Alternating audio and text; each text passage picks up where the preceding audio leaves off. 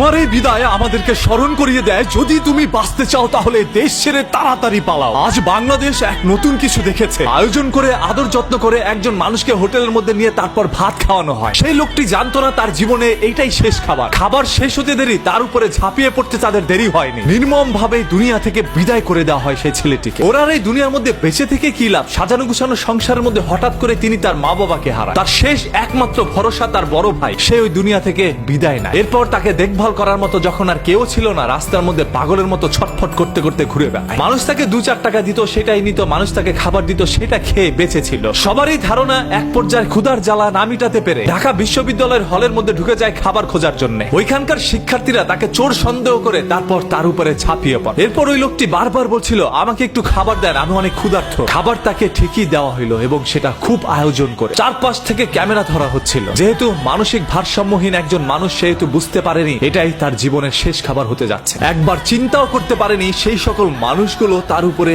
এইভাবে ঝাঁপিয়ে পড়তে পারে। বাংলাদেশের ইতিহাসে হয়তোবা এরকম কোনো মহর্ষ ঘটনা আগে কখনো ঘটেনি। আজকের এই ঘটনাটি আমাদের সবাইকে চিন্তায় ফেলে দিয়েছে। আসলে যদি আমরা বাঁচতে চাই তাহলে দেশ ছেড়ে আমাদের পালাতে হবে। এই দেশ আমার না, এই দেশের জন্মভূমি আমার না, এই দেশের মাটি আমার না, এই দেশের মানুষজন আমার না, এই দেশের কেউ আমার না। একটা সময় আমি আমার নিজেরও থাকবো না, আর তখন তাদের খেলনার পুতুলে পরিণত হব। এই ছেলেটির নাম হচ্ছে তোফাজ্জল। বরগুনার পাথরঘাটা এলাকায় তার জন্মগ্রহণ। তিনি একজন মেধাবী শিক্ষার্থী হিসাবে পাথরঘাটার একটি কলেজের মধ্যে ভর্তি হয়। এরপরই তার পরিবারের মা বাবা ভাই বোন সবাইকে হারানোর পরে পাগল হয়ে রাস্তার মধ্যে ছুটে বেড়ায়। এমন তো অবস্থায় ঘুরতে ঘুরতে তিনি ঢাকা শহরে চলে আসে, আর এটাই তার জীবনের শেষ সিদ্ধান্ত ছিল। আজকে ওকে যে আপনারা হসপিটালের মর্গের মধ্যে ফেলে রেখেছেন, ওকে নিতে কে আসবে? ওর তো পরিবারের কেউ নাই। যার এই দুনিয়ায় কেউ নাই, তার বেঁচে থেকেই বা কি লাভ? হ্যাঁ, আপনারা অনেক ভালো কাজ করেছেন ভাই, ওকে দুনিয়া থেকে বিদায় করে দিয়েছে। আজ ওর পরিবারের কেউ নাই, ও একা হয়ে গিয়েছে। আজকে ওর দাফনটাও হয়তোবা একাকিত্বর মাঝখান দিয়ে যাবে। তবে হ্যাঁ, আজকে তার পরকালে সবার সাথে দেখা হচ্ছে। ওর জন্য